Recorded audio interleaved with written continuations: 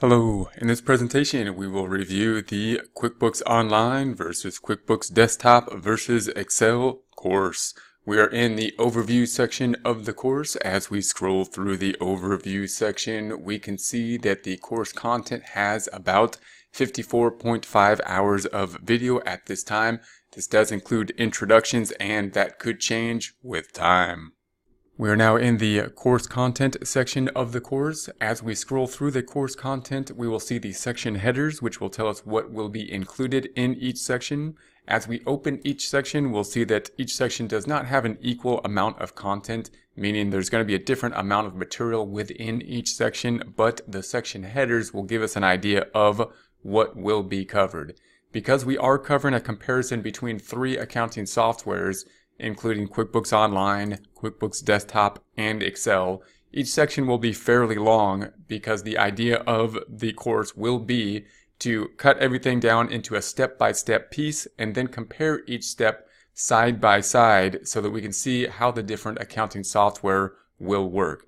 So each component of the course, as we go through it, will have a QuickBooks portion, and as we go through the QuickBooks portion, we will generally include a QuickBooks PowerPoint that you can then download, and we'll also include, I believe this is going to be an example of a PowerPoint right here that you can download, and that's going to be beneficial because you can work the PowerPoints offline. You can also use them as a reference if you so choose, and email them or use them for reference to help others as well. And most of the QuickBooks files will also have a backup file for the QuickBooks files.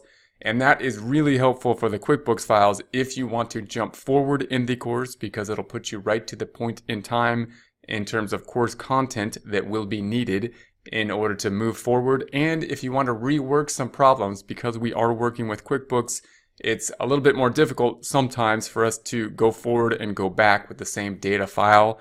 But with the backup files, we're able to do that. So the desktop version gives us that capability. Then we're going to have the same comparison each section with an online portion. So we'll have the desktop portion and then the online portion. And that'll give us a side-by-side comparison between what the desktop and online portions look like. They will be substantially different in appearance, although of course they are both accounting software, and the functionality in terms of what we're looking to get done will be much the same.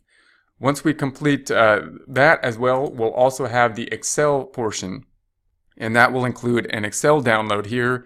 And the Excel portion is going to give us a lot better idea of just the accounting involved in it and a more transparent view of what is actually going on, because the Excel will let us see what the connections between the cells will be, and we'll actually put those connections in place.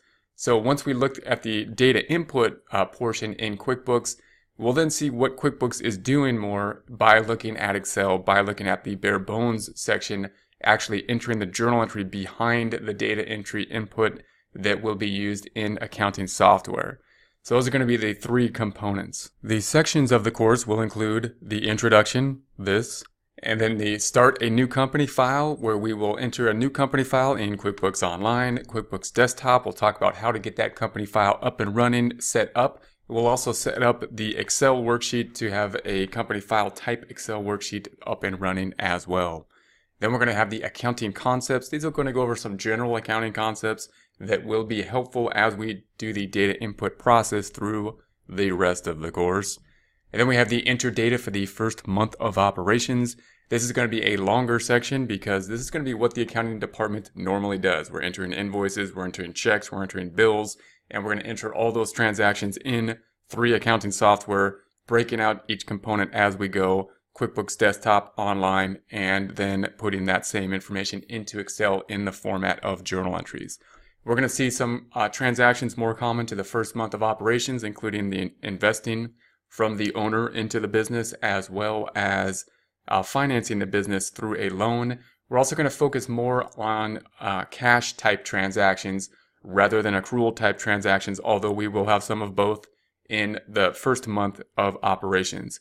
Also note that as we put information into QuickBooks, that a lot of the information will not automatically populate as it will in the second month of operations. So many times if we go to work for someplace, we're already in the business has already been going. So we already have some data that's been there, and we just really need to copy what's happening. And many accounting software will actually have the data input really populate a lot of the information for us. But as we go through the first month, we learn a lot then, because we are actually populating the information from the start. Then we'll enter data for the second month of operations, where we will have the benefit of having 1 month of operations, where we will have seen many of the transactions that will be repetitive each month, where the software will then help us to repeat some of that transactions as we go forward in the second month. We'll also concentrate some more on data accrual type transactions where the cash is being either received or paid at some different time than the revenue is incurred or expense being incurred. We're also going to focus on a few transactions that are a little unusual, meaning they don't happen all the time. They're not that unusual that they're going to be some exotic transaction, but there's transactions that don't happen every day, and therefore the QuickBooks software doesn't have a set setup in order to enter that. We don't have a normal just bill or a normal invoice that covers some of those type of transactions, such as purchasing equipment on account, meaning we purchase it and we finance the equipment, so we have to make a loan for the equipment, or we pay off a loan payment. We're paying off according to an amortization table, paying off both an interest portion and a principal portion. Then we're going to have the bank reconciliations. We're going to do this both QuickBooks Online, QuickBooks Desktop, and we'll work them in Excel as well to really get an idea of what the bank recs are, both large businesses and small businesses. And if we are doing bookkeeping, we really should know the bank reconciliations are second best internal control. If we can get the bank reconciliation in there and get all the data in there, and the bank reconciliation really tells us or helps us to feel confident that we've got the data in there, then we're well on our way to having a reliable set of books. Huge internal control for both large and small businesses. Many accounting softwares or programs and courses really kind of shortcut how they present the bank reconciliation and how they demonstrate it. We're going to actually show a bank reconciliation, or a pretend or a made up or a copy of an actual though bank statement, and compare that to the books, and actually go through the process of tying these things out as you would in a normal bank reconciliation. That'll give us a good idea of what we're doing. We'll also do it in Excel so we can see why we are doing this. Then we have the adjusting entries, financial statements, closing entries, and reversing entries. Sounds like a lot, and it is, but it's not more information that's up here in these first and second months of operations. Some of these type of things, of course, will be automated by the software, and when we go into Excel, we'll then create this information and be able to demonstrate what the software is doing. Adjusting entries are going to be entries we make before the financial statements to make sure the financials are correct on an accrual basis as close as possible.